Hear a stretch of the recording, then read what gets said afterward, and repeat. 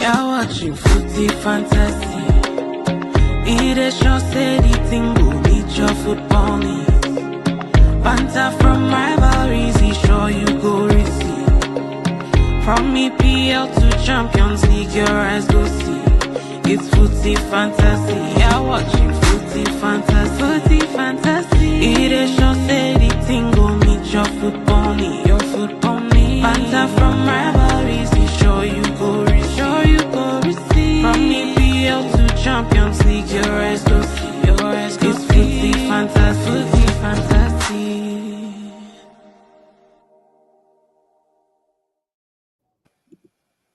Welcome, one and all, to another edition of Footy Fantasy, your favorite podcast with a spin of the unique selling point of all our brothers and sisters in the diaspora, all giving their views. And we are here again with another banger edition. We have a full house today. We have the Feisty Derby, the North London guys, the two Arsenal fans and sports fan here today. My name is Ola, representing the current champions, the next paid champions, and I'm here to present Footy Fantasy. Before I introduce my guests, I know that they are eager to jump on. Let me just quickly do some housekeeping. YouTube, our channel is at Footy Fantasy. Twitter, the handle is at Footy AD Fantasy. Instagram is at Fantasy Footy, and the team music is from SJ Music. You can find him on Instagram. Thank you for joining us once again. Now, starting with Prince AY. Thank you for coming back to this show. I think it's been a while. It's been a while, I think, yeah? Yeah. So this is a good day to come on. Every time, because I work weekend, so every time Ayo sends me, I'm like, this weekend doesn't work. It's every single time, but this weekend was perfect. Perfect. The stars just aligned. They're like, okay, it's Christmas break, it's everything. It's immediately just send him. I said, don't worry, I'm coming on. And this is to clarify, because some people would think, oh, maybe it's because Arsenal won, that's why you came on. But we send out the invites before the results before the match is played, basically. So that's what people need to understand. That people that show up, text. We need, you know how they release the Epstein files? We need a full text transcript to verify when this invitation was accepted, or if he requested the invitation. The result today. If you cannot release the Prince files, you cannot speak on this topic. No, don't worry. We don't do that here. We're clean. We're above board. We send out the invites like 3 days in advance. Our guests they accept the invite, so they come regardless of the result. So Prince AY, thanks for coming. Emery, we're happy to see you. Not last minute, but at least you replace somebody who else was supposed to be here. But you are one of our regulars. Happy to have you again, bro. Yeah, thanks for having me. It's always a pleasure to be around everyone. Thanks for having me, guys. No problem. And Steven, sports fan. I mean, brave sports fan. On a day like this, you showed up. Props to you. Thanks for coming again. Thanks for inviting me, man. Always. Before we move on, I just want to throw this smoke out there, because Henry, since you have confirmed that you're a sports fan, you know that in life there are 3 mistakes you cannot make. One of them is marrying the wrong woman. That's number 1. Number 2. Or marry the wrong man. Let us be. Or marry the wrong man. You didn't sound very sure there. Is the mistake marrying the wrong man or marrying the wrong woman? I'm not sure what you were saying there. Since we're in a new world now, marrying the wrong person. Thank you. Marrying the wrong person. Let me use gender inclusive words. Or even much more appropriate, choosing the wrong partner. Yes. Thank you. No wife or husband. Thank you. But the second one you can make is being a sports fan. Like, walk me through the thought process. What happened? We've asked this. Like, how he has answered this question before. But I was not there. You should have been listening. That's why you're not a regular listener. Considering that this is the first podcast I've seen you on because you won today, I like to keep you thinking more about this, because you classified this as a mistake as an Arsenal fan. So keep thinking about it as we go on through the show. Okay. Let's keep the smoke for when we actually start the Arsenal Spurs review. Let's jump right into that. I think we're already seeing comments. Comments are already flying in. Let me see who's the first comment there. Oh, this Ayo. Ayo has thrown in the first comment of the day. It says, just here to say we love Steven's consistency this season. Yeah, I mean, Steven has been showing up a lot.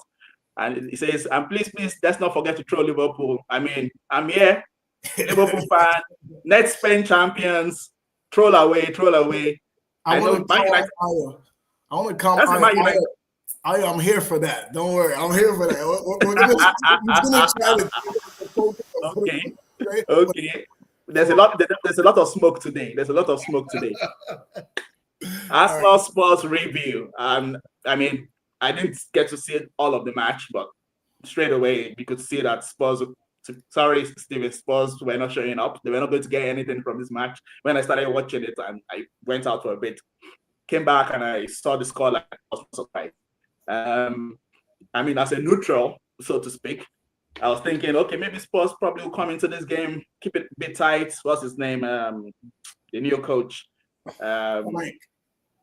Thomas Frank engine.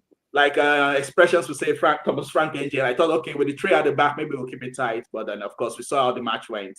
It was like a stroll in the park for Arsenal, 4-1 victory. I'll start with the Spurs fan. Let's give him the chance to air his views and get it all out.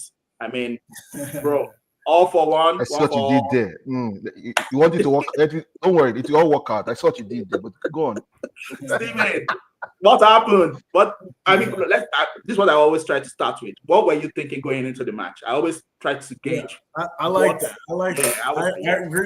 I agree with you on that. That's always my thing. Also, what are the big stories of the game? And also, what am I looking for from the lineup? What does it look like to me? So one of the main things, my brother's an Arsenal fan, actually. And we've been talking. One of the big stories I'm sure everybody expects is the whole deal with the Eze transfer. However much everybody believes how deep we were into that transfer, it is fact that we were in the mix for that transfer before Arsenal kind of got into it, or before Arsenal finalized it. Let me put it like that.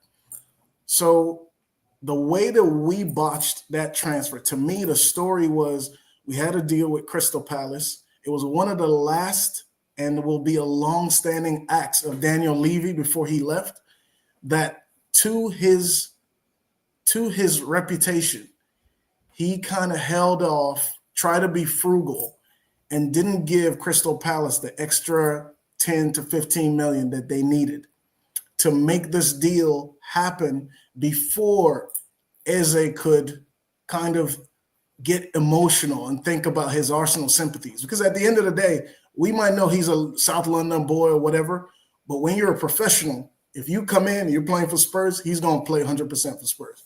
But Levy couldn't get it over the line because Levy's addicted to the 20-year-old, the 21-year-old. He loves to get those buys that have resale value. Yeah, I'm saying it like that because the Epstein files were released this week. Yes, I'm saying it like that because that's his addiction. And I'm happy to be rid of Daniel Levy. Even though I never will be so public as to do a public campaign against him, I'm happy to be rid of him because he was just so focused on that he could never plan a transfer period for fixing the gaps that we had in the team. It was always about resale value. So anyway, so we miss Eze, just to make it short. So I wanted to see how's Eze going to perform in this game. Some of the story from the Arsenal fans I talked to, you might agree or not, is that Eze has been good for Arsenal, but not really great. That some of them haven't been happy with him. They're saying he's too slow. They want Odegaard. When Odegaard comes back from injury, they would prefer him. I think Arsenal's really lucky. And let me not say lucky. Let me say they've done well to have two number 10s of that quality in the same team.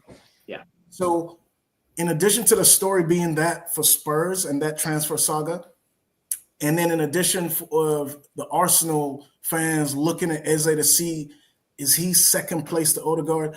I also wanted to see Eze because I like Eze as a player. I wanted to see how is he going to rise to this derby occasion. Of course, he's my cousin also, so I mean, you know this. He's also my cousin from the motherland. So of course, we all love Eze. I think most people in this chat group, the whole Facebook group, probably love Eze, the way he balls, and so that was big for me.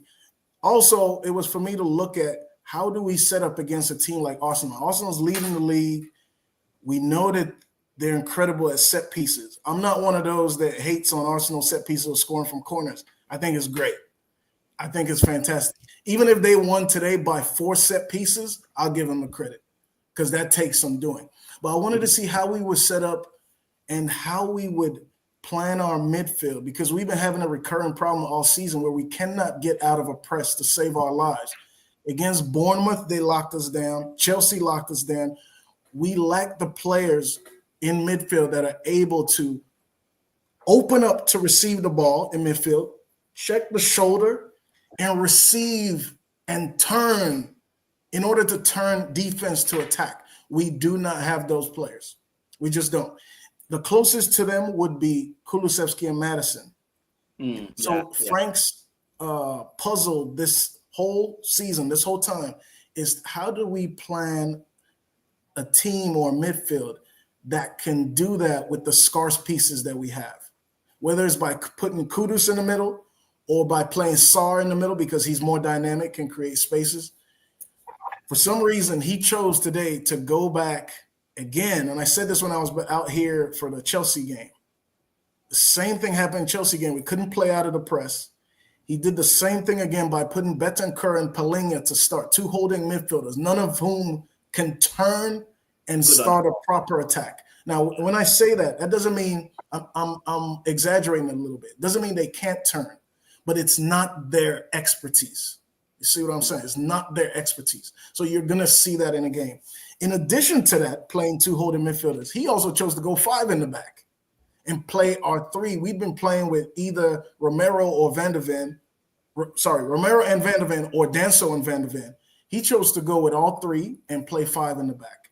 So I knew he's just hoping to hold Arsenal.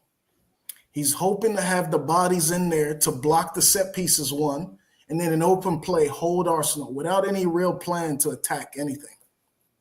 So we got Kudus on the wing, Richarlison up top. Richarlison's a good player, but he wants to get on the end of crosses. He's not going to really build and attack it. And he's not great at receiving the ball, letting it stick, and then moving it on. So I didn't have much hopes for seeing the starting lineups. I just saw Eze in there, and I was ready for it. I want to see Eze. You pointed out the problem. So one of the best things about Ange is that Ange helped me dissociate from Tottenham results in that horrible season. But now you're invested again. No, this is not going to spoil my weekend. I'm looking at Tottenham. Yeah, I support Tottenham, but you're not going to mess up my weekend. That's one enduring feeling from the Ange season. And luckily for me, it continues. I have a couple of questions, Stephen. So before we digress, last thing, the one thing I had hoped to be able to brag about in this game was that we had 100% conversion ratio. We had 1 shot on target and we had 1 goal. That was the only thing I could have bragged about. I could just as a troll. Some other idiot in the game also took a stupid shot. So we end up having 50% conversion for us. Out of our 2 shots, we scored 1. And out of Arsenal's 8 shot, they scored 4 goals against us. So not just 4 goals. Okay, Steven. Yeah. They took my one talking point from me. So, I mean, go ahead. I'm not going to even take away from the goal because there's some goals. This is what happens in football. There's some matches you lose. You score a belter of a goal, world-class goal, but you can't even celebrate it. I mean, Richarlison's goal was, for me, world-class. I mean, that's 1 touch, pim, 50 yards, lob, see right here running back. Fantastic goal, but you can't even celebrate it because you guys are getting smashed. It's happened to point of correction. It's 37 yards, not 50. Don't lie. That's 7 yards. 37 yards. Very far. Okay, 50 meters. 50 just a 50 meters. Naive style. Okay, but what I wanted to come, Stephen, I wanted to quickly, just before we go to the Arsenal fans, the question I wanted to ask, because you've identified the problems. So I was thinking, okay, based on the resources the manager has, because we know Madison is out, Kulusevski is out. And of course, like you mentioned, the Eze factor. I think if Eze was playing for Spurs today, I think to be honest, Spurs would still lose. But that's not that good. So I'm not going to just discount the Eze factor, but I think if he was playing for Spurs today, I think Arsenal will still win. So, and I love Eze. I mean, in our group chat, Liverpool fans group chat, when Arsenal bought Eze, I was like, this is their final piece. I got worried straight away. I was like, man, these guys are complete now. They're complete now. They have Eze. He can play on the left, he can play through the middle. He can back up for Odegaard, whatever. But my question is, you're talking about creativity. You have a player called Xavi Simons. How do you think he could have fitted into it? Is he not creative? Is he not a player that is creative? You guys bought him to be creative. So do you think he should have started on the bench today? No, he's not what we need. He's not good enough. I'll just keep it there. I don't want to trash a player too much. All I want to say is that I credit Eze. I enjoyed Eze's game today. I loved it. You know, I enjoyed Eze's game, and he did great. I thought he was a good player. I wasn't trying to troll. I just thought Simons is a good player that maybe for creativity, maybe you guys could have put him in maybe somewhere around in the middle to link up the attack. Fair enough. He came in later, but just to say that there's a difference between creative in the Dutch league and creative in the Premier League. He doesn't have that time to think. That's why so many players, you see it. We know what the Dutch league is. Credit to the Dutch league. But we know that in terms of, that doesn't mean a player that's successful in the Dutch league can't do it in Premier League, but the percentage is low. The percentage of players who ball in the Dutch league come to Premiership and ball too is low. That's all I'll say. Okay, fair enough. And I hope he comes good, though. I'm not writing him off totally, but at this point, he's not good enough. Okay, fair enough. I came in with the comments. I mean, I was laughing at that when you said addicted to 20 and 21 years old. So I was like, I said it. Let's leave it. You stand by your words. He's gone. I said it. Addicted to please don't put us in trouble on this podcast. Please say why. I know you're bringing the smoke. So fire away. The first thing I will ask, because I usually ask this, what were your thoughts going into the match? And then what did you think about the match? Honestly, maybe it's because of the way we've been playing this season, right? When like before the game, I was not even worried, to be honest. That's because I was not worried. My own concern was, where would the goals come from? Like, apart from that, nothing else was worrying. I think I was telling this to a friend yesterday that the way Arsenal, like if you watch Arsenal very carefully and you watch other teams, you begin to appreciate how Arsenal play, because what we do is we just stifle you. You know, this for a neutral, end-to-end football is very, very interesting. Like you just love it. But for as an Arsenal fan, just because of the fact we just stifle you and we control the games, it gives you this sense of security that, you know, that what's the worst thing that would happen? Maybe take a draw or something. But the fact that maybe you're going to lose, that was not even on my mind or anything like that. But for the game itself, when the game panned out, for the first 20, 30 minutes, everywhere, like you say, you choke. Like everywhere was locked. Like they had everything behind the ball. 5 players, 4 players, like everywhere was really checked. And it just felt like Steven was saying, all right, it just felt like they just came to just try to nullify us without any other counter plan, right? And that is one thing you don't want to do against Arsenal. You do not want to sit back for too long without any exit plan, because what is going to happen is we're going to keep recycling the ball, and you know the thing is that when you're defending for a very long time, one shift in focus derails everything, because defending without the ball is really hard, because what you're doing is you're shuffling left to right to left, you're just shuffling, and once you make one mistake, that's it. Yeah. Right. Mm-hmm. And after that first goal just went in, it just started raining goals, and then today is the Feisty Derby, you know. And to make matters even interesting, you know that this Thomas Frank press conference, when the guy was at the journalist was asking him who is Feisty, and then was trying to be smart, like who is Feisty? I think now he knows who Feisty is. He will never forget who he is. That's what he said. Doesn't forget this, but yeah.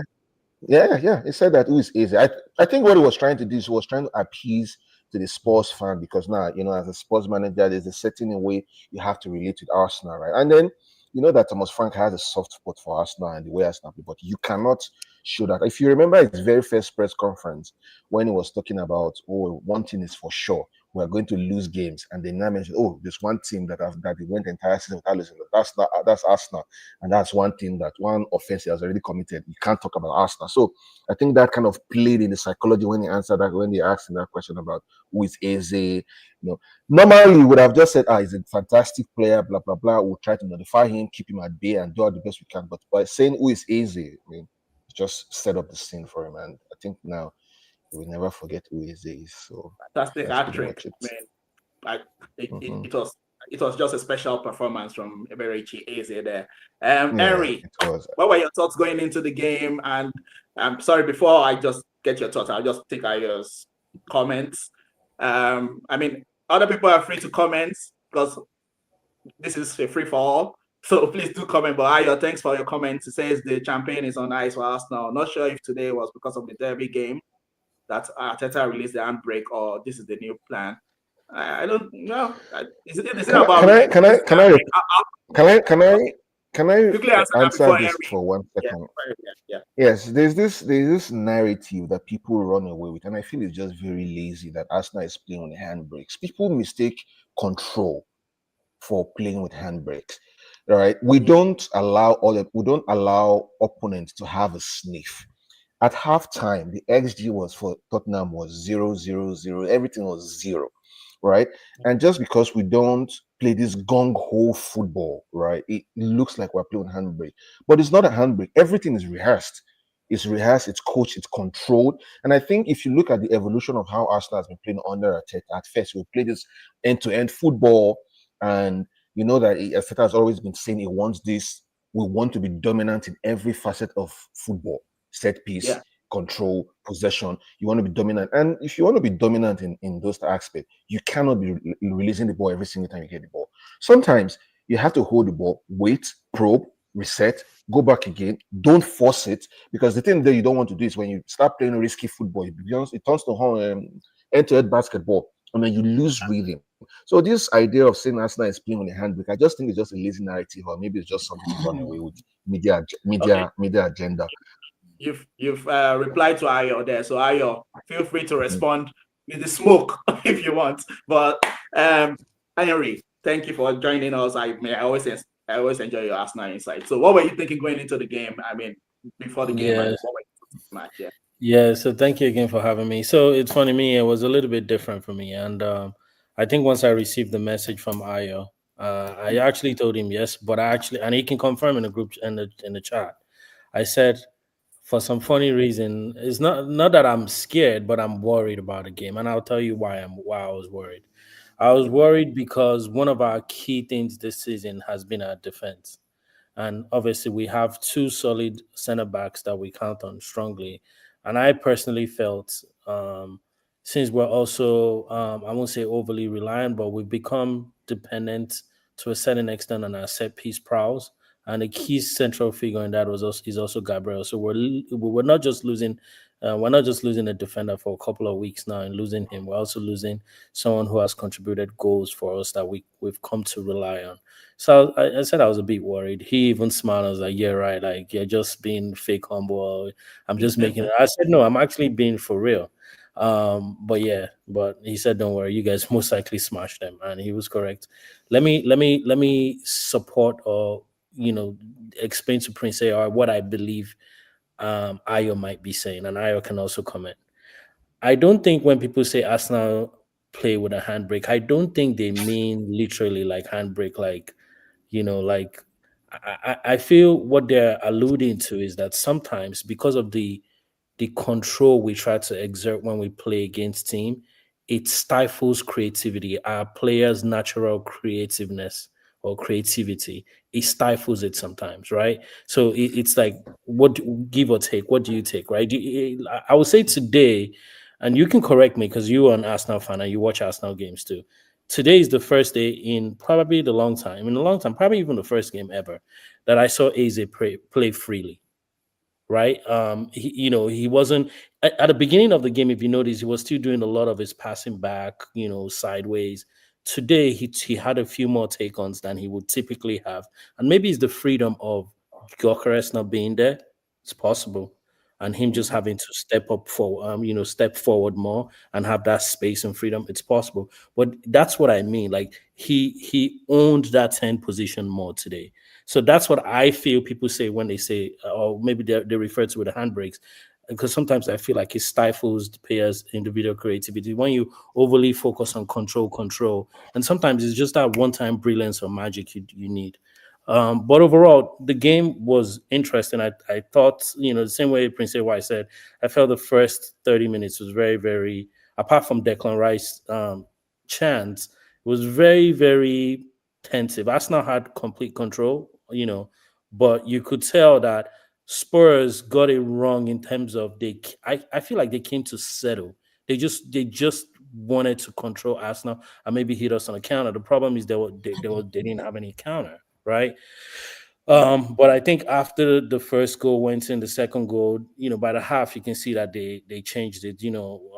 Arsenal won a lot of second balls. They controlled the tempo, even though Spurs were a little bit aggressive initially. But overall, they didn't match the intensity that Arsenal had. Spurs had a few moments of transition, especially in the second half, but defensively, they were too open. And you can see it's funny. That's why football is always interesting, because you can see the reason why he played five, right? But Yeah. even when he played, when he switched, you can still see it was almost the same outcome. So it's like, you damn if you do, you damn if you don't, right? In a way, we saw two outcomes. But at the end, you can just feel like the difference is, you see a team that is chasing for a title versus one that is still in like a transition phase. Overall, it was a good performance. I like the game. I think it's excellent. Obviously, Spurs are in a transition, right? This first time, I don't know if you heard during the game too. First time we're having, probably this is one of the weakest Spurs team we've ever played. I will tell you that. In terms of personnel, right? So you think about Son, Kane, the people were typically they have like game changers, but today, who is the real game changer you could have pointed to in that team?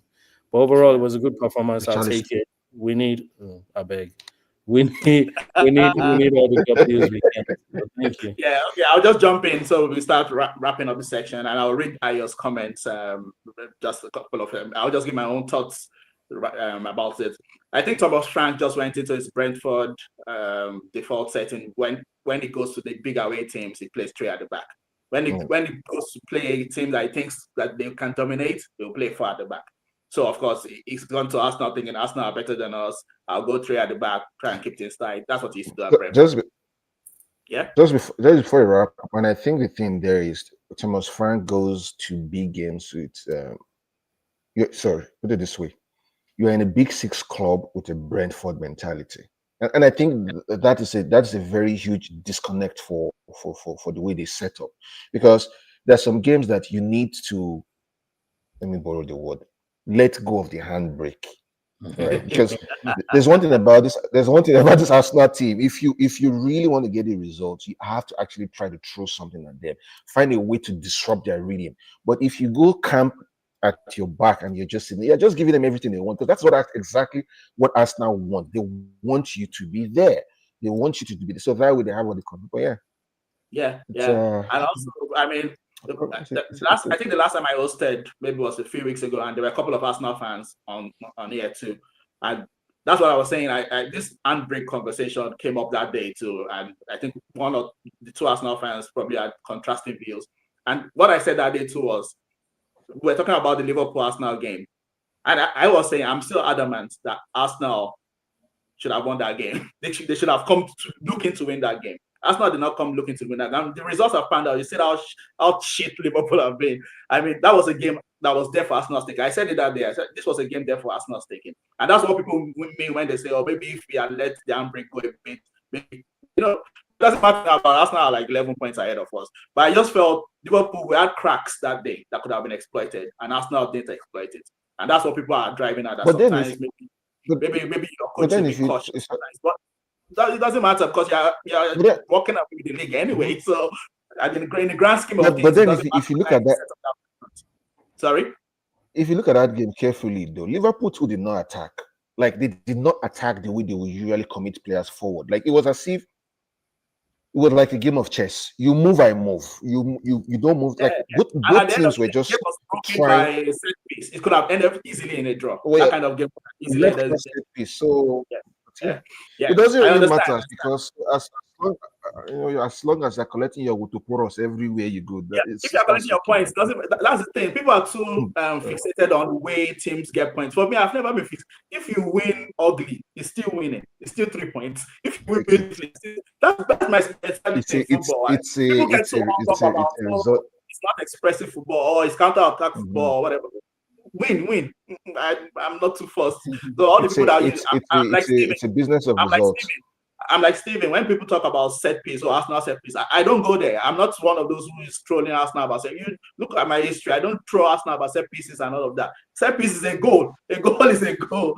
Why would you be trolling a team scoring set pieces? It's part of football. It's within the rules of football. Why would people get so hung up? Oh, this team is scoring set pieces. I don't care. I wish Liverpool were scoring more set pieces.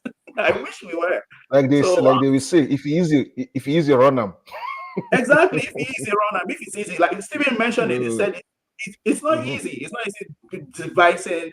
I know when Klopp came, he had a throwing coach. This was before Arteta and all of that got in. So we had a throwing coach in 2018, 2019. Throwing coach. Was it not that year that you guys were so dominant in with set pieces? I think you scored about 40-something goals with set pieces. We're scoring set pieces that time. So I don't know why people were. There was a time that you guys were so dominant. Yeah, anyways, let's move on. Set pieces. Even this season, we scored set pieces. Just we have not scored in the league. In the Champions League, we scored like 4 or 5 set pieces in the Champions League. So I'm not really part of that. But let me quickly read Ayo's comments and we'll wrap up this section. And Ayo says, Arsenal have been playing with the handbrake for a while. The heat map and out of position shape shows it. They were not committing too many players forward since it doesn't follow narratives. It's part of the rest defense plan that Arteta has been implementing, and I agree with Henry. So you hit the nail on the head of what the effects are, and then it goes to talk about Frank's. It says Frank's selection in the midfield was a bit weird, and he thinks Steven hits the head on that. Yeah, I mean that midfield. There's just no outball from the two guys in that midfield. They're not really great at all. Okay, we'll wrap up the session. I mean, fantastic win for Arsenal. 6 points ahead of Chelsea, 7 ahead of City. Looking good. And yeah, big game next week. Arsenal Chelsea. That's the first versus second. The only thing I'll say is I know we're wrapping it up. Just never underestimate Arsenal's ability to fuck it up. Not this season, bro. I'm watching them, and it is great. And I'm watching them because of Eze. Because, to be honest with you, I went to the bar today. I go to the bar sometimes in Toronto, and there's some weird people that try to do the whole, oh, you're an Arsenal fan, I want to fight you, you're a Tottenham fan. And I'm like, dude, we're 1,500 miles away from North London. Like, all we're doing is being spectators and choosing what players we like more. So I don't really care. Of course, we have this, the banter about it, but I really like Eze, and I'm enjoying y'all's wins. But I feel like y'all will fuck it up. I feel that. And part of the reason is because when everybody's back, it's kind of hard to pick the team. So we'll see how Arteta does. And that's really the test of a coach. It's not a bad thing to have a good squad. I wish we had a good squad. No, it's not a bad thing. It's not a bad thing, but it's a test of a coach sometimes. You can have too many options, and it's a test for a coach. You can also have too few options like we have now, with players out or with like Slot had for a bit. And that's also a test of a coach. How do you deal with bare resources? We'll see. I think this is the year for Arsenal, to be honest. I'm not even trolling. Repeat after me. Repeat after me. This is hopium. Oh yeah, say it. Are you talking to Steven? Because I'm already. If I can chime in though, if I can chime in, Steven makes a very legitimate point, right? And I'll give you my own point of view. The reason why I agree with him, I'm not saying in terms of the fuck up. The reason why Arsenal is less likely to mess up this season is because of the squad depth and also the versatility of the team. That's the only. If you look at our injury record right now, we should not technically be where we are. On a normal day, we would have botched it by now. So you're not in that sense, but because we have multiple defenders now that can play multiple roles across that back line, similar to in the midfield. The only place probably up front. But the problem that I'm already seeing that he would have when everybody comes back, Prince, say why? Mark me on this, is that Ateta tends to have favorites and is very rigid when he locks in on his favorite. We're All gonna have a coaches. headache when Let me that not time lie comes. to you. All So coaches do that. keep it in All top mind. coaches. Just remember today that I've put an asterisk, and I've told you that Stevie makes a legitimate point. Sometimes that headache is not a good headache. Sometimes it's a bad headache. So Yeah, I but just top But wanted that's to. managers but have that's different. but that's but that's all coaches do. All coaches All tend coaches to have their stick to what favorites. they Yeah. know best, right? Yeah. And it always comes out as them like quote unquote having favor. But I hear what you're saying. I hear what you're saying. Okay, we Because go to the next topic. Great conversation. Yeah, great Mhm. conversation. Ian Wright, Uncle Ian, one of my favorite football personalities. I mean, the top marks. He raised something during the week. I think it was during an episode of Stick to Football. So, and I'm not sure if all of you have seen the clips, but I can just do a brief summary. They're talking about Jude Bellingham. Bellingham. Um, there's been a bit of brouhaha. Oh, this guy got substituted and he was not happy. I got substituted. Oh, why is he so proud? He's so arrogant. And the media made a big display of just calling him out on it.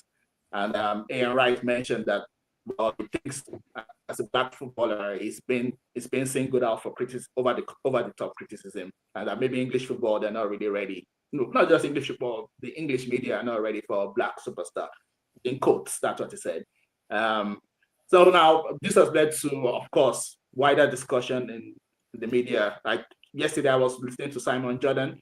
I'm not a big fan of all his views, but he also had something to say about what Ian Wright said.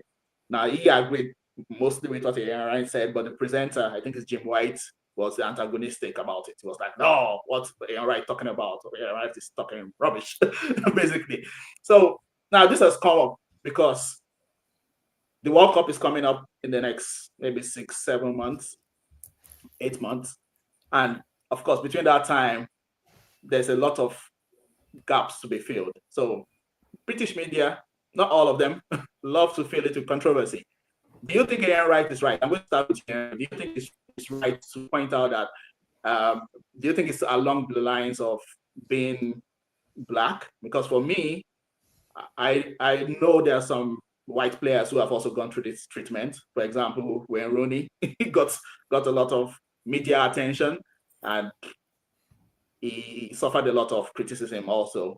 Beckham too. I mean, he also got called out many times for different things. But do you think it's extra special on black players? Do they get this special treatment in which they're called out for everything? Because I also know that, for example, Ryan Sterling also got something like this. What was funny about the Ryan Sterling situation was when he bought a flashy car, they were like, "Oh, he's bought a flashy car." And then there was one day there was another news story that, "Oh, he went to Tesco and bought something for £2," and they were like, "Oh, why is he shopping? Why is he being so frugal with his money?" Like, he's damned if he does it. So, oh, he's buying a flashy car. Oh, they're shouting. But then they went to Tesco to the supermarket to buy something cheap, and they're like, "Oh, why are you buying something cheap?" So I understand that, but I want to know what your views is. Is it really based on the fact that is it just the media being the media, or is it based on that? Oh, they're not ready for somebody who is extravagant. They want an humble black player like Kante. That's what Ian Wright said. He said, "Oh, the media love a black player who's humble, like N'Golo Kante. They kind of keep quiet, play your game, don't be flash, don't be loud. They prefer that instead of somebody like Bellingham who will speak his mind." Do you think that's true, Henry? Yeah, like keep quiet and keep playing or kick the ball. He's not Yeah. exaggerating, right? There's what I like to refer as like unconscious bias, Mm, some of which are rooted in like just cultural discomfort, right? He's a very talented player. Look at the club he's playing for. He's playing for one of the biggest teams in the world. The question is, if he's in Real Madrid, would he act the same way? What would the answer be? If he was in Real Madrid and they try to sub him, what would have his reaction been? mm, Right? If his reaction is similar, or if you can tell from his demeanor that it will be the same, why should his reaction then change when he's playing for his country? Right? mhm. So it's all about the environment sometimes not being fully supportive or balanced, right? And overall, certain players, they get treated well when they perform, but when they sleep up or when they make or they feel like they're overly zealous, they'll tend to like just cover the coverage, then swings sharply or unfairly, right?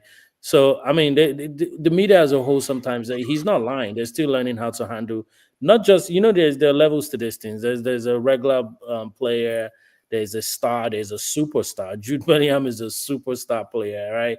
He's the face. He can represent the face. So the thing is he's saying they're just not ready right now, right? To bestow that on him. Think about it. It's Beckham. Beckham could have reacted the exact same way when we hear a pin drop. Yeah, true. Right. So that tells you all we need to know. So he's not exaggerating with what he's saying. He's just being factual based off of his experience. Remember, he was a soccer player too, so he knows exactly what he's talking about. Yeah. And this is not new for me. Before I come to you, Prince AY, I remember John Barnes. John Barnes was a legend for Liverpool. He was PFA Player of the Year. He was best player in England. And he used to get this kind of treatment when he played for England too. So this is not even something new. And at that time, he was like basically the best player in England, like by far. But anytime he played for the national team, they'll be like, "Oh, he's not doing as well as he does for his club."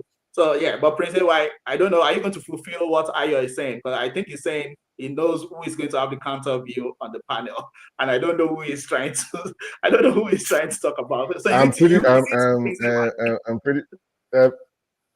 sure it's Nomi, but I think Ian is right actually, because I don't know if you guys saw this clip when Vinny and what's this guy Rodrigo? No, this guy. Your voice has disappeared. Your voice has disappeared, Prince AY. I can't hear you.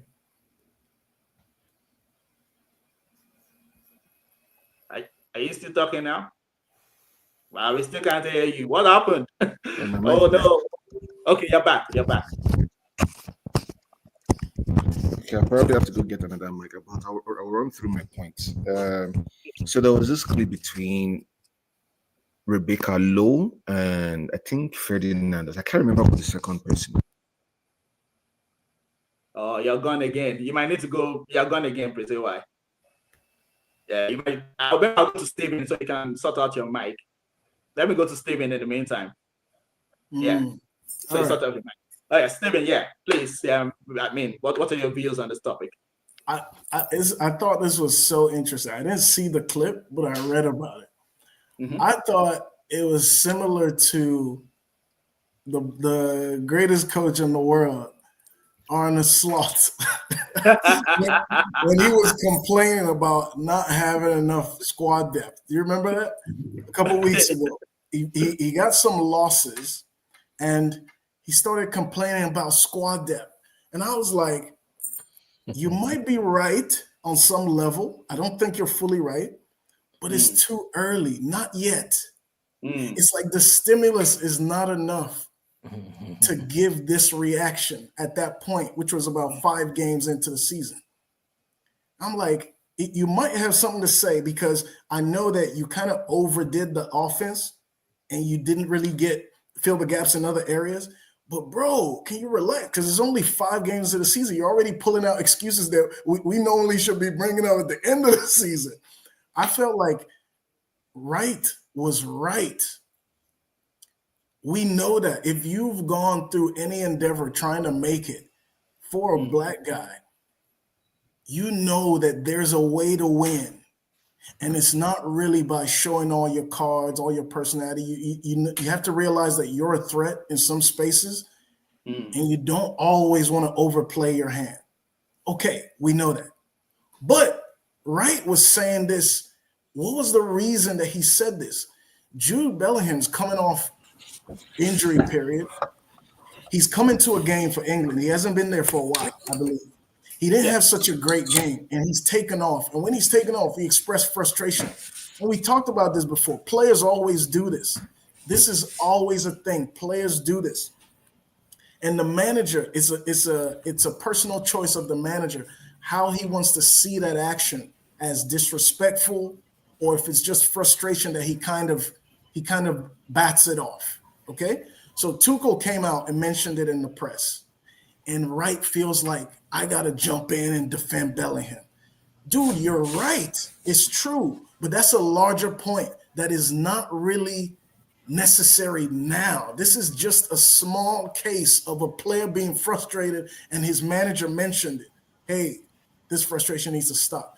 I think Ian Wright went too far. It's like he acted like that comment that he made would be necessary if, for example, Bellingham had been kicked off the team, or if fans were protesting against Bellingham. Do you understand what I'm saying? He pulled out this larger point, and it's not necessary with regard to what happened. What happened with Bellingham is what happens on every single day, every game, friendly game, competitive game. You pull a good player off, he's going to go, what the hell? He's going to brush you off sometimes.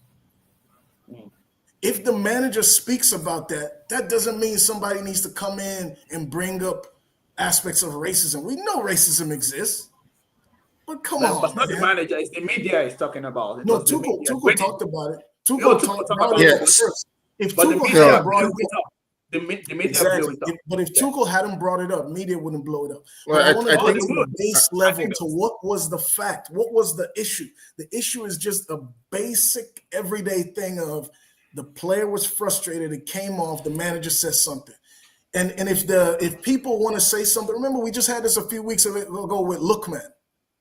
And people are going to have their views. Some fans are going to like what the player did. Some fans are not going to like what the player did. But it doesn't mean you come up and talk about racism, even though your racism point is true. It's like you just played your hand prematurely. That's why I think maybe the preemptive strike. Maybe it was a preemptive strike. It's like, bro, relax, man.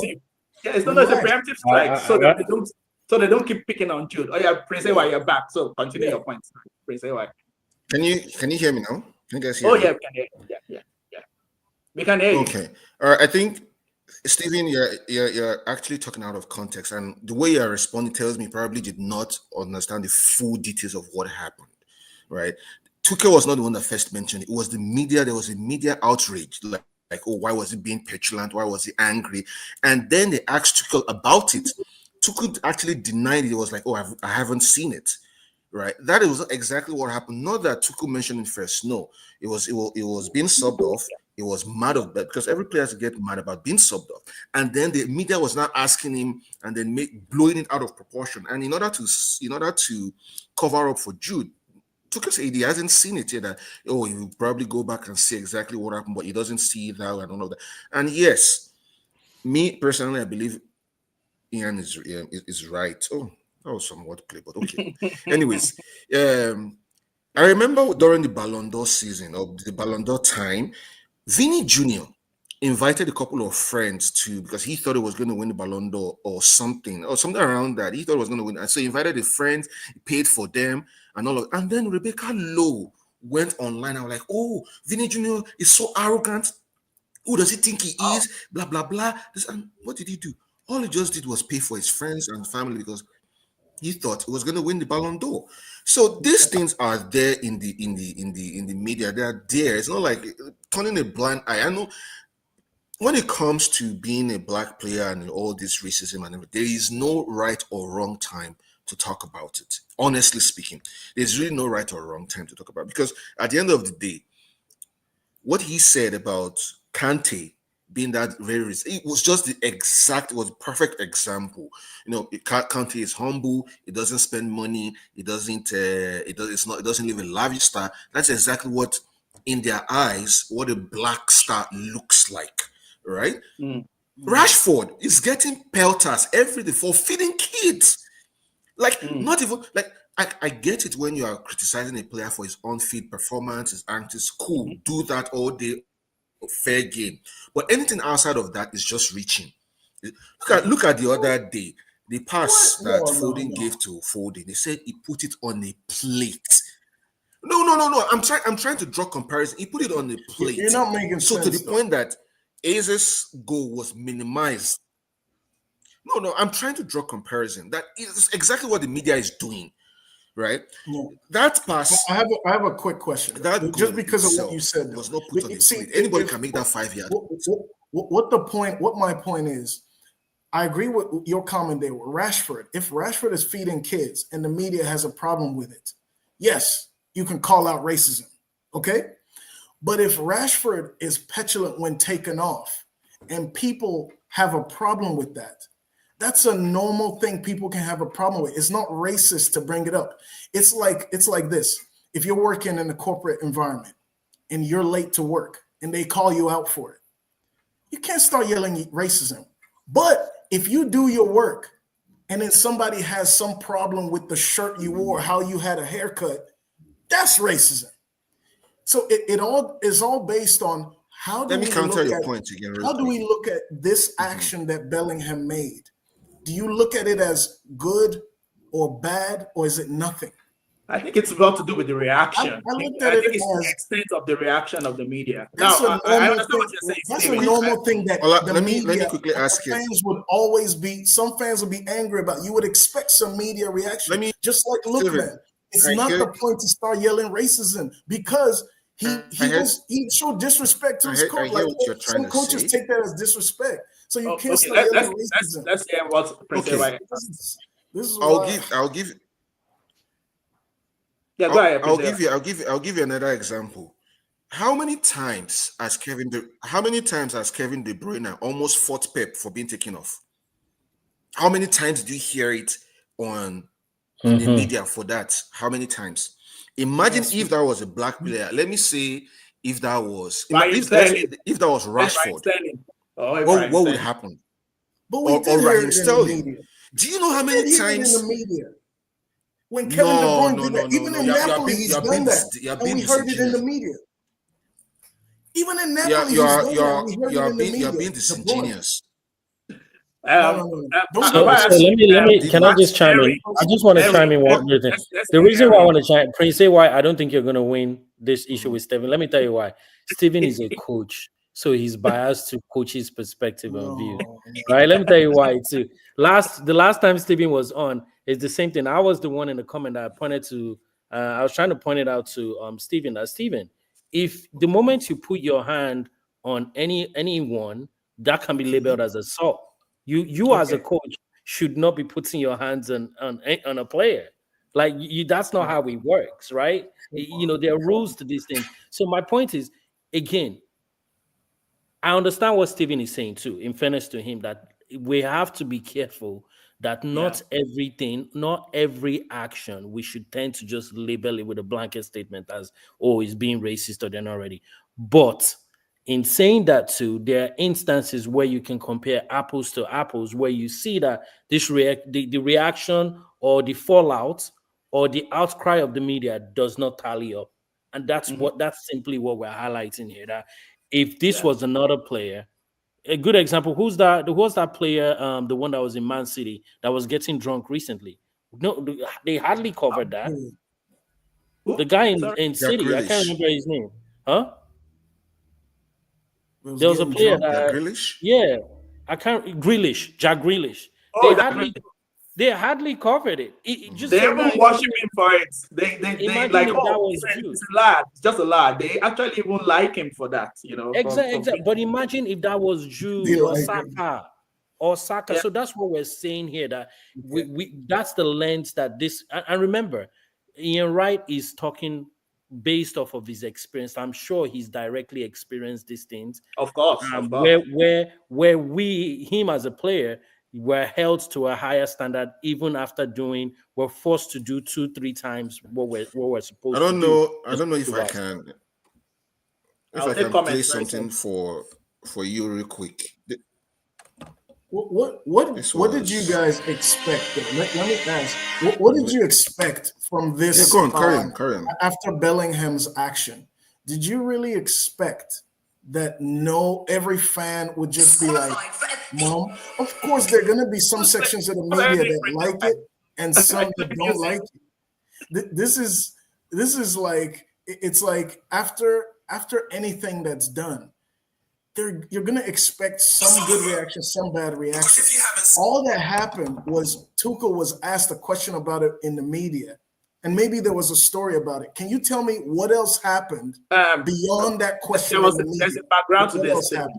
There's a background to this. So, Prince AY, sorry, what are you doing in the background, Prince AY? I might need to mute him because I don't understand what is happening there. I'll just mute him for now. Right. Oh, were you playing something in the background?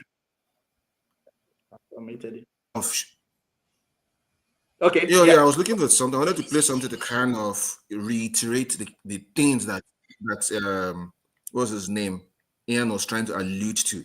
This was I don't know if you guys can see, this was the reaction Rebecca Lowe to Junior flew over just listen. Family from Brazil, super arrogant, set up 2 parties, one in Paris after the event, like booked a place, organized it, one in Madrid for when he returned home as the number 1. I mean, the arrogance is off the scale. I actually think he should now be disqualified for the arrogance. Gary is so arrogant, and then you see Roger with his acceptance speech and everything he said about how he's winning this for the likes of Iniesta and Xavi and all the Spanish players who never got to win it. You just think the difference is like it's actually gross.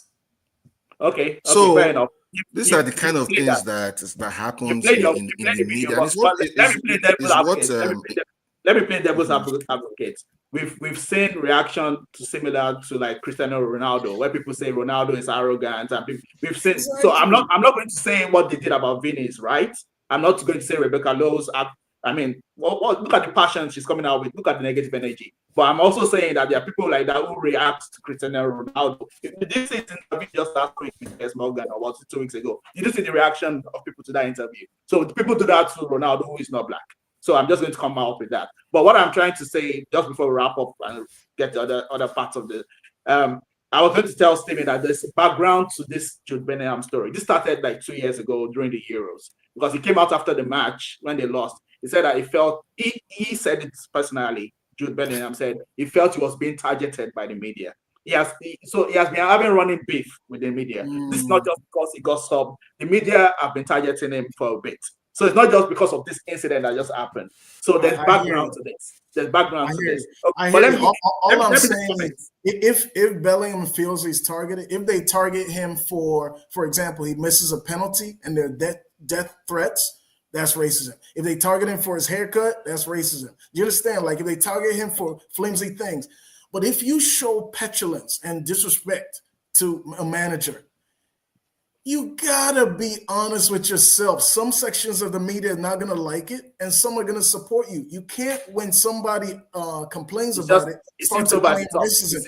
Ronaldo does this, like you said, and people hate on him for it. Di Canio used to do things like this, and he got a lot of attention for it. Come on, this is ridiculous. Let's just comments and start wrapping up. Yeah, let's did something that's gonna bring some negative attention. So you can't be. Thank you, Stephen. That's childish. We're almost 1 hour in, so we need to start moving on. I'll just take comments so we can move on and get the other topic sorted. Yeah, Joanne Adewumi said, "Have we trolled Liverpool yet? Please answer him if you have trolled Liverpool or not." I think we've gotten a bit of trolling on Liverpool, but you are free to troll more if you want. He said, Prince AY, do you have your bulletproof on? Prince AY, I think he has bulletproof on under his chest there. Say your voice to me. It was not also, we did not take his voice from him. We rebuke India internet in your life. But Joanne is on fire, man. He's bringing the smoke. Ayo said his senses were right. He knew it was Stephen that was I told you, it's the coach Steven we have. Oh, Benvindo, good man. Thanks for joining us today. He said it's been almost a month since the last time I saw an Arsenal fan out here without a bulletproof vest on. Good to see you, Prince. I know some people don't know the inside story, but we'll leave it there. Aya says, I knew my longtime friend Stephen is going to come with the alternative opinion. But we like that. I mean, this is what we need. We don't need everybody to have exactly the same opinion. Come on. That's what, yeah. There's no joy in that. Having everybody saying the same thing. Come on. That's why we like Stephen. I mean, he brings an alternate point of view. Kaiser, that's Dio. Thank you for joining Dio. Kaiser. And I said the media loves the humble players, the Messi, and not the obvious arrogance. That's true of Ronaldo. Yeah, that's another thing. They like that. Oh, especially the British people like that, fake humility kind of thing. Yes, they don't like it. yes. They don't like it to show off even if you're great, don't show off your greatness. Just be calm. They like it. So it's true. That's why they loved Son so much and Conte. Yeah. So Dyer is right. Joanna says Stephen is a Tottenham fan. Not surprised if he is. Oh, wow, don't go there, please. Benvido says both Steve and Prince make valid points. I just started watching. I haven't shown Liverpool yet. Come on, guys. Come on. Bring it. Throw if you want to throw. Stephen with his compliment views. Come on. At this rate. I'm the farthest thing from a company man. I just say Ayo's giving the company man a view. I'm telling the truth as it is. How can you expect, for example, Beckham after the red card? He got a lot of media hate. Yeah, and he's white. That's not the time to talk about racism. I'll give you the headline they put after Beckham got the red card at the World Cup. They wrote 10 lions and 1 stupid boy. I remember that headline in the newspaper. They wrote 10 lions and 1 stupid boy. I put picture of Beckham. So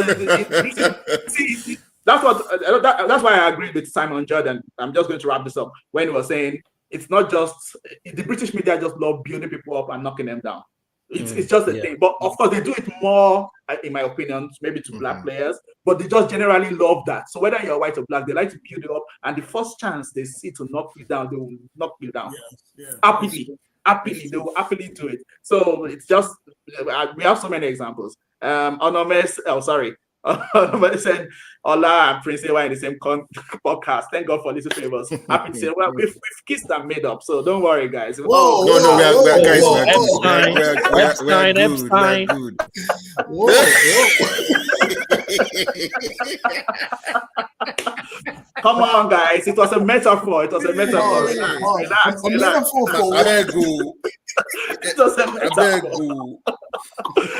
Joanne says Prince Ewa is good with Ola. He then not good on with the other man. Don't worry. The other man is also fine. Don't worry.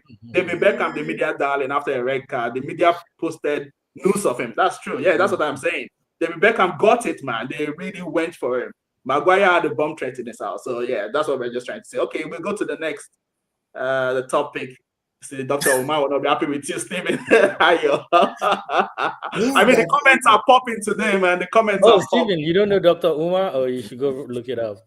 You need to Google it. I'm playing. I know Dr. I say, who is Dr. Umar? Okay, we'll go to the next topic. This one we'll fire through. We just take predictions. The World Cup playoff draws. I don't know if you have the fixtures, but I can read out the fixtures and we just choose who's going to go through and who's going to make it to the World Cup. So we'll start with Africa. Well, Nigeria didn't make it to the playoffs. Wow. Surprise. But anyway, DR Congo made it through and they got lucky because in their playoff, they went straight to the final based on their FIFA ranking. So they don't have to play semi-final in the playoff, intercontinental playoff. But I'm going to ask, just pick now from Jamaica. Jamaica are going to play against New Caledonia. Wow. Some of these countries, man. New Caledonia. So Jamaica playing against New Caledonia. The winner of that match will play DR Congo for a spot in the World Cup. So we're assuming Jamaica is going through because New Caledonia, I don't know who are they like. Are they playing football? I'm sorry. I don't know New Caledonia. So Jamaica against DR Congo, I'm assuming that playoff final. Who do you think is going through? I'll start with you, Steven. Jamaica or DR Congo? To be honest, I don't know a lot of the Congo team, but weren't they the team that beat us? Of course they are. Right? Yeah. I haven't been. So I think I don't know. I don't know. I can't say. Say on that one. I want it to be Congo, to be honest, because I think it might be their first time. I want it to be Congo. Oh no, they've been there. The last time they won was 1974. Yeah, it'll be their second time. Yeah, they've been there 1974.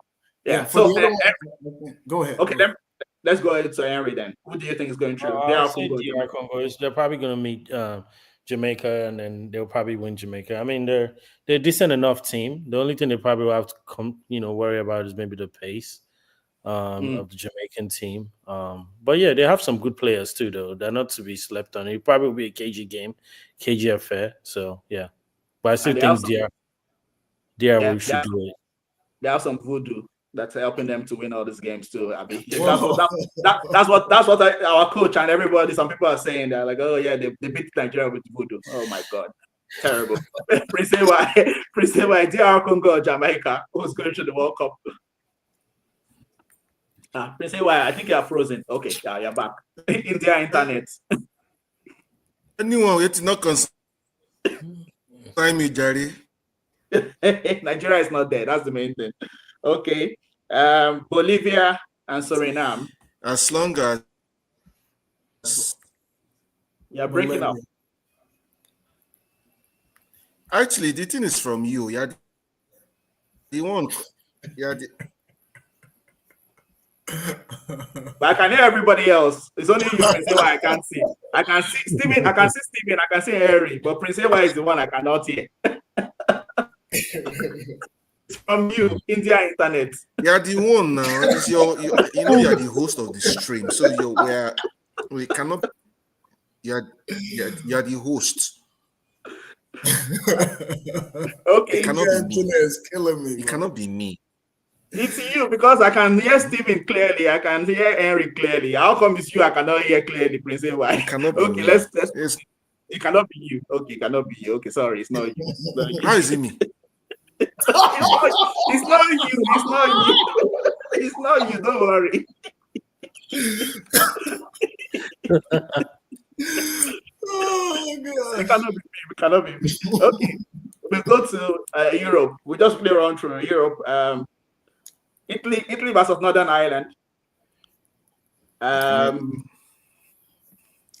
Italy versus Northern Ireland. I go Northern Ireland. Okay. And this one, no analysis. Italy. I'll go with Italy.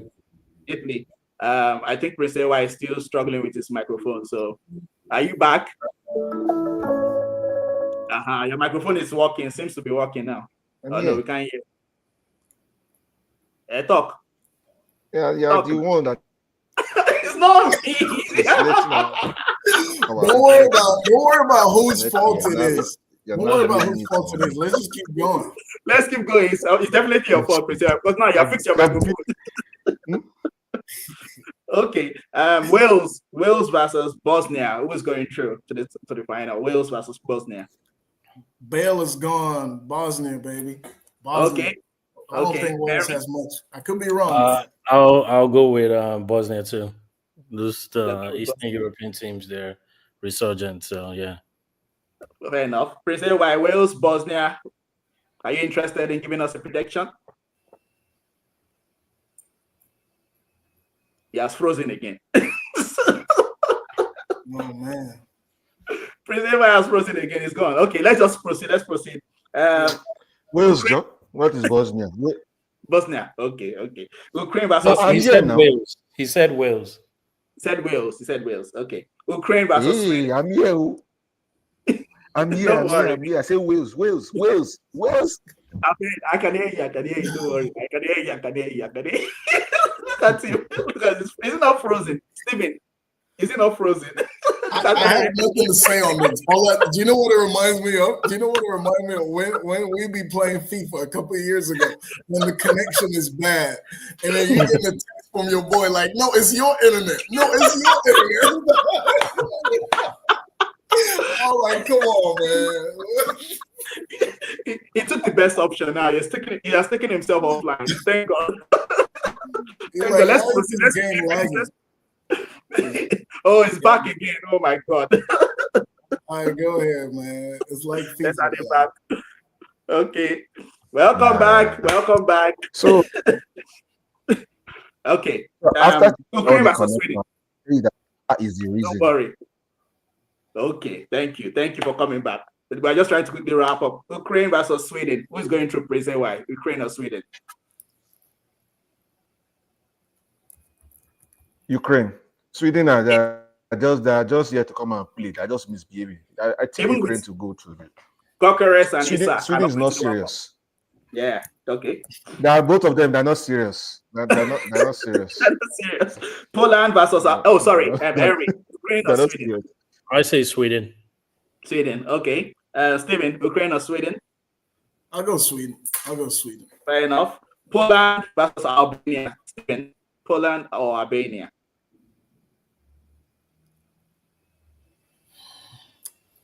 That's tough. That's tough. I say I go Poland on that one. I go Poland. But it would be good to see Lewandowski in the World Cup. Henry, Poland or Albania? Poland.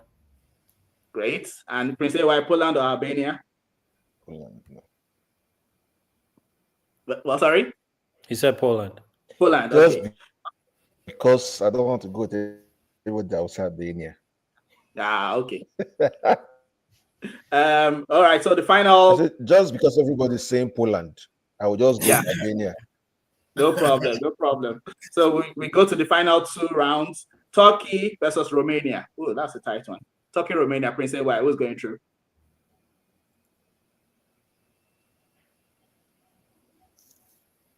Prince why you? Thank you for that one. Okay. Steven, Turkey, Romania. I'll go Romania on that one. It's kind of tight. I think the Turkey team. I don't know. I'll go Romania on it. I don't like the Turkey team I've seen recently. All right, Henry. I'll go Turkey. Romania. Okay. Slovakia versus Kosovo. Wow. This is a very interesting one. Slovakia, Kosovo. Henry. I'll go Slovakia. All right. And Steven, Slovakia, Kosovo. Slovakia for sure. for sure. And then Prince why Slovakia, Kosovo. Man.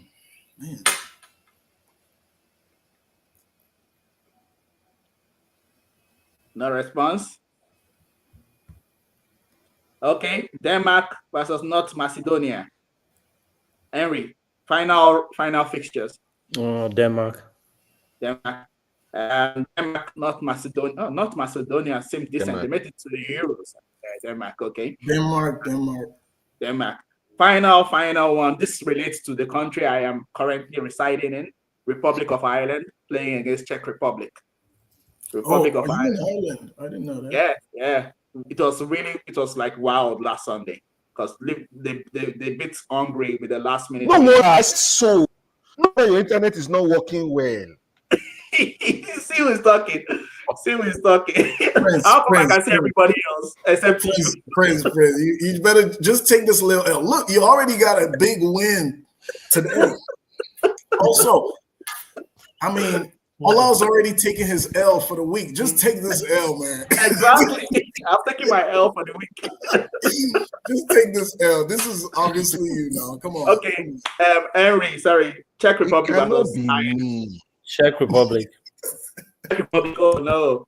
Steven, Czech Republic versus Ireland. I'm going Ireland. Isn't Ireland? Ireland has all those African players now. I love Ireland. They have 3 of them. 3 of them. Yeah. They're more in the youth leagues, man. I'm telling you. They're more. Yeah, it's true. They're more in the youth leagues.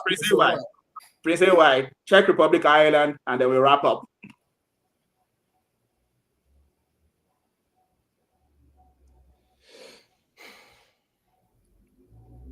Czech Republic, Ireland, Prince why? We did not get your answer.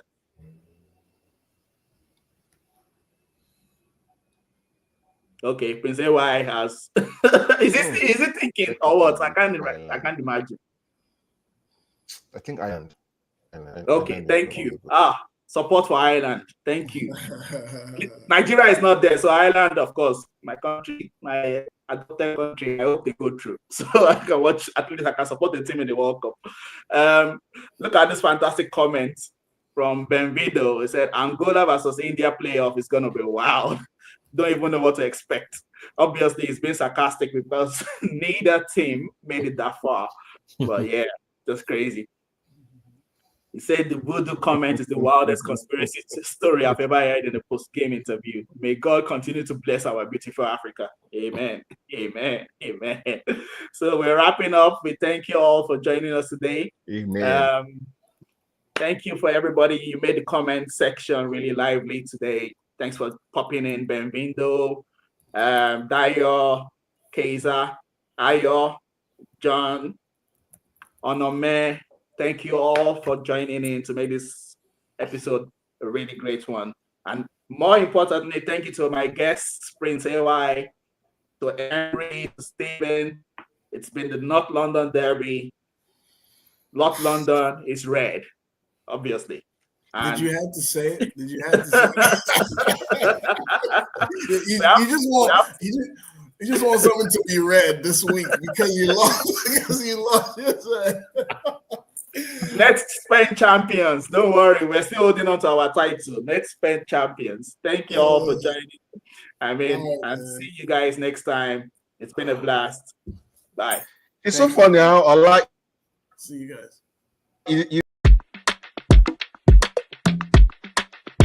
You're watching Footy Fantasy. It is your steady thing will meet your football needs. Banter from rivalries, he sure you go receive. From EPL to Champions League, your eyes go see. It's Footy Fantasy. You're watching Footy Fantasy. Footy Fantasy. It is your steady thing will meet your football needs.